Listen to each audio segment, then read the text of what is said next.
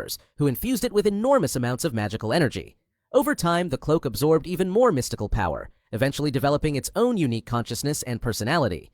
Because the cloak is sentient, it does not simply belong to whoever wears it like a normal piece of clothing. Instead, it chooses its own bearer.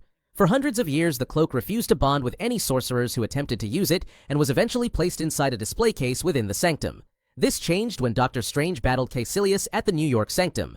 After witnessing Strange's bravery and magical potential, the cloak chose him, flying into the battle and saving Strange from certain death. From that moment onward, the Cloak of Levitation and Dr. Strange became an inseparable duo, remaining together throughout his many battles. As its name suggests, the cloak grants its wearer the ability to fly effortlessly through the air. Beyond flight, it is also incredibly durable and can be used defensively as a shield against powerful attacks. The cloak can even move independently, allowing it to restrain enemies by wrapping around them, which we saw when it helped Strange against Caecilius, and later when it temporarily restrained Thanos during the battle on Titan. The Book of Cagliostro.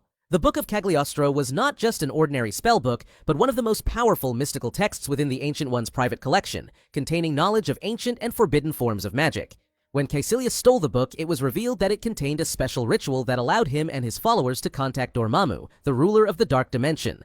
Through this ritual, they gained access to dark magic, a form of magic far more powerful than normal eldritch magic. With this newfound power, Caecilius and his zealots became powerful enough to easily overwhelm the sorcerers defending the New York Sanctum, while also gaining permanent corrupted markings around their eyes as a result of their connection to the Dark Dimension. This dark magic also granted the ability to slow or completely stop biological aging, since normal time does not exist within the Dark Dimension. This was a secret that the Ancient One herself had used for centuries, allowing her to live for over 700 years despite originally being an ordinary human.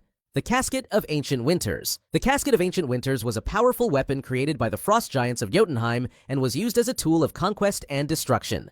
When opened, the casket releases a massive blast of freezing energy that can instantly freeze entire armies, monsters, and buildings into solid ice.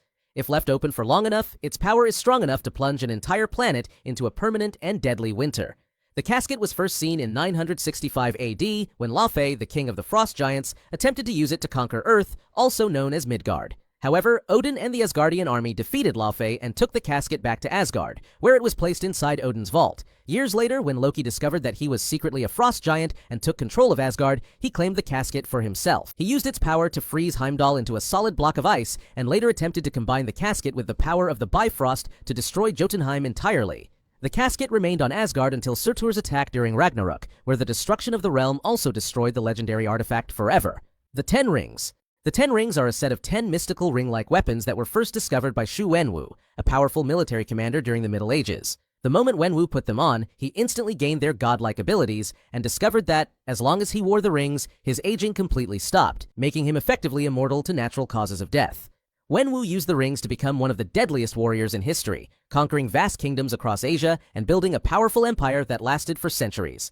In combat, the Ten Rings are incredibly versatile. They can be launched as devastating projectiles before instantly returning to their wielder, create powerful energy blasts and shockwaves, transform into weapons, and even form platforms and shields for both offense and defense. The rings also glow in different colors depending on who is wielding them, reflecting their emotions and personality. When Wenwu uses them, they glow blue, symbolizing his aggressive, ruthless, and dominant nature. But when Shang-Chi wields the rings, they glow a